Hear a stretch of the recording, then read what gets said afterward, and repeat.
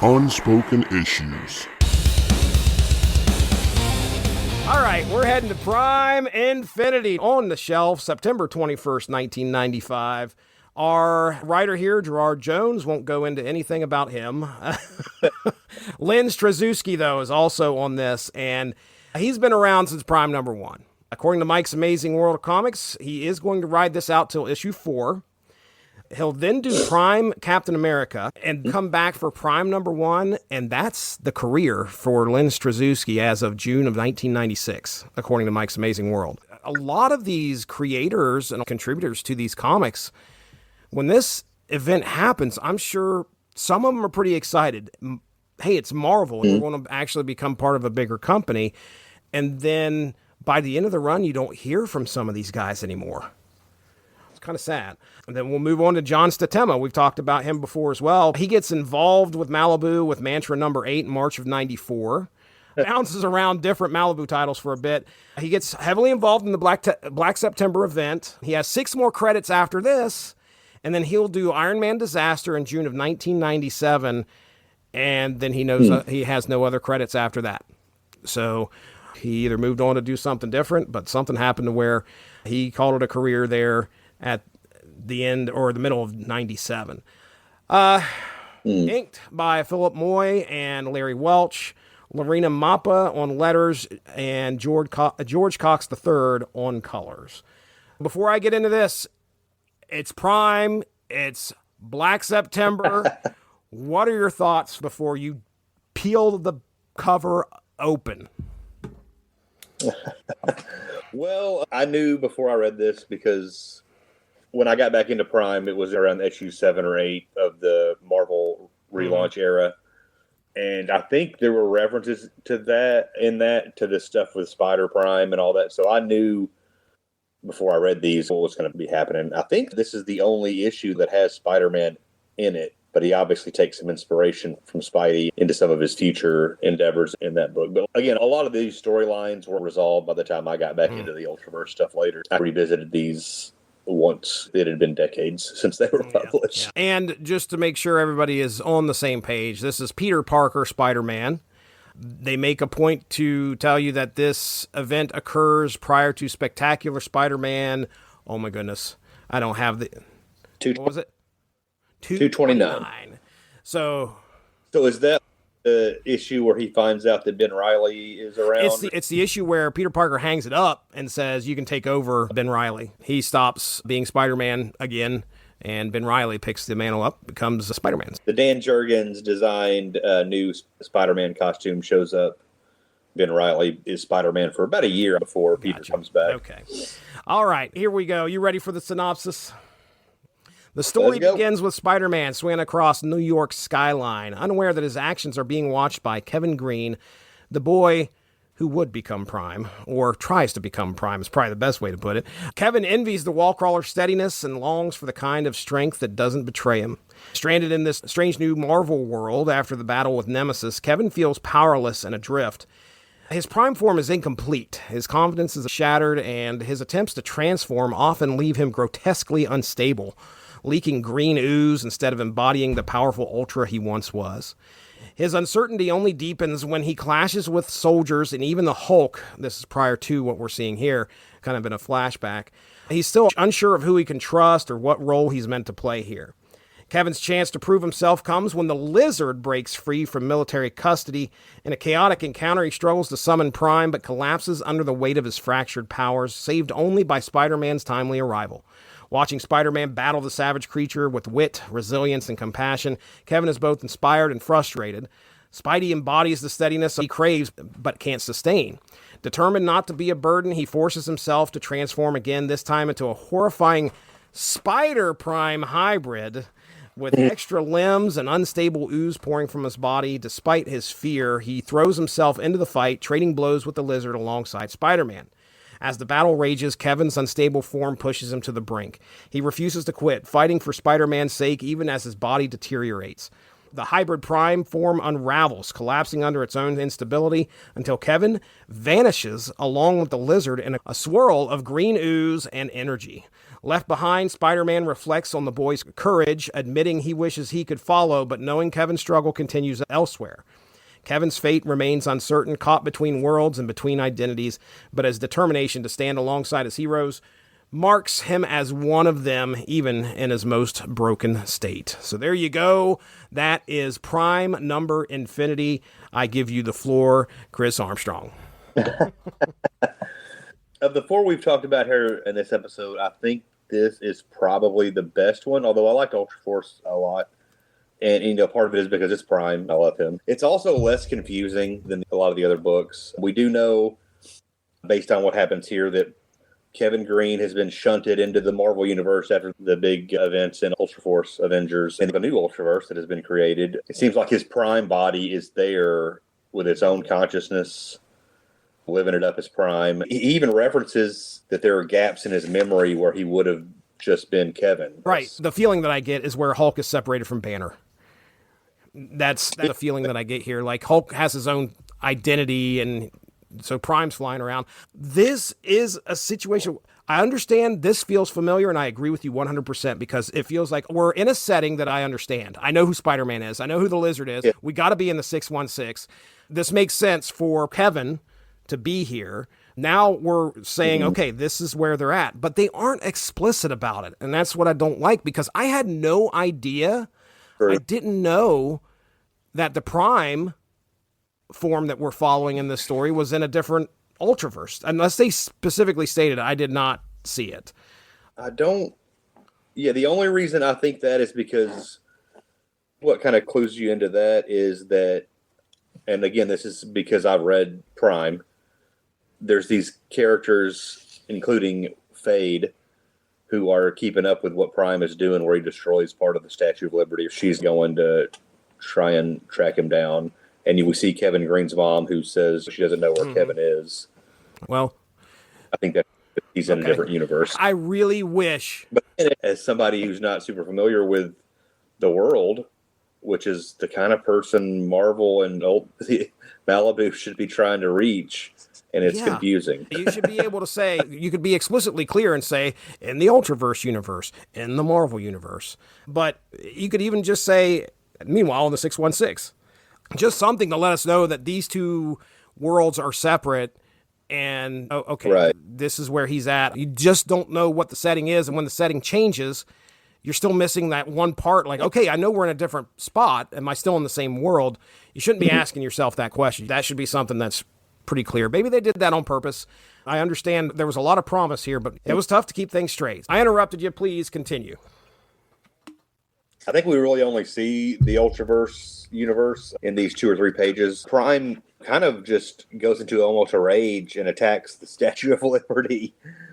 And I think he kills those workers. Yeah. Like, I mean, they're way up top working on the torch part of the Statue of Liberty. If you look down in the panel where he's flying towards it, you can see how high up those guys are. The tree line level is way below where they're at. Like, those guys died. Right. All that stuff's collapsing. So, he just killed those guys. I'm crossing my note off now because my one note was like Jerk Prime. Like, this is, he just, and it almost is like he's excited that he's invincible and he's flying off. Watch this. And he grabs the torch and throws it. Like, dude, okay, all right. So, there are some dead people who were just trying to make a living. Gosh. Again, we've got Satema. I think this is probably kind of weaker than some of his other stuff. We've talked about him on a couple other issues recently, but not bad. Again, the faces are not great. I don't know. I won't harp on it, but this design of the lizard is bad. You don't like the first thing that I'm thinking is, okay, is this what Lizard was looking like in the 90s? Because I don't remember. I really don't know. Like, remember, the standard classic look of the Lizard to me is what we saw in the Spider-Man video game from Sega Genesis in those days, and what we saw in, I think it was the Amazing Spider-Man hologram cover issue on the 30th anniversary. That was a Lizard story, and it's the Lizard in the lab coat and the tattered slacks or whatever. On an issue of Amazing that McFarlane did. The Lizard, who I think, he looks pretty. I mean, that right there, that's a take on the classic look of the Lizard. Describe what this one looks like. He's got dinosaur elements, big fins under his arms, and a savage dragon fin going up from his back up to the top of his skull. His head looks more dinosaur-like than what, you get sort of the flat look of the classic lizard's head. He's naked. He's not wearing any clothes. I mean, you don't see a lizard wing hanging down or anything, but and the only memory I have of the Lizard looking like this is from this Ultraverse Spider-Man era stuff. Maybe there was a time in the 90s when this was standard Lizard look. But again, this would have come out when I wasn't really reading comics for that. If you're picking this up and you're trying to determine, okay, hey, yeah, we're in the 616, you would look at this and go, oh, well, maybe we're not.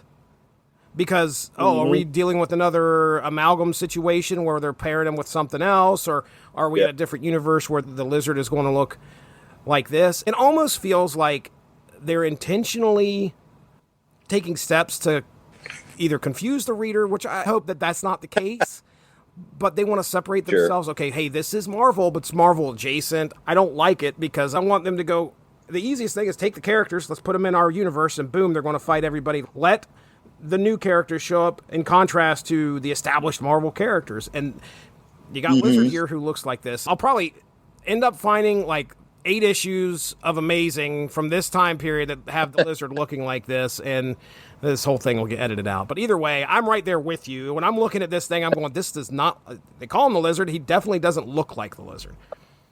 What else you got there? Yeah, the thing with the Prime has been separated through these events and the other issues, and now Kevin is, I guess, in the 616, he doesn't have the power to prime up properly. It seems like what's happened is a lot of his Prime power is back in the Ultraverse, running around as that version of Prime. And maybe he has just enough.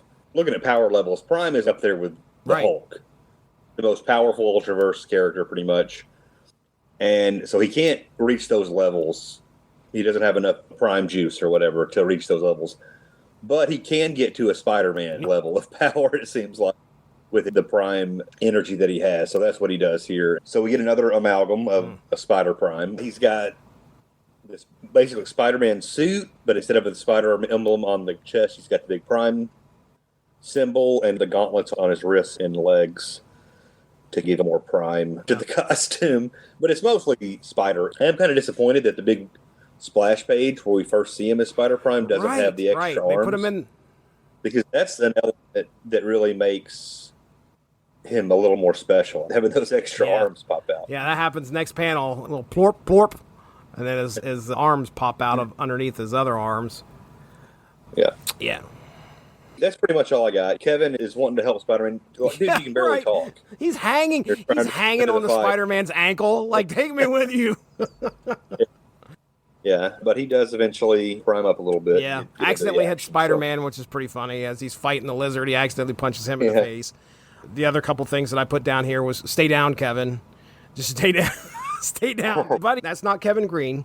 He's confused because he thinks, what is going on? Why can't I prime up? Just something. Give me something to prime up. So he continues to keep doing it. And then, of course, like you said, turns into Spider-Prime here. Help me understand the Prime powers again. Is there something to do with his willpower as well, or I feel like there's something going on there. Go ahead. The way it works is he can prime out, and the body, comes out and envelops him, and he becomes super powerful for a while. But the longer he is prime, the more the body starts to break down, the more damage he accrues, the more it starts to break down.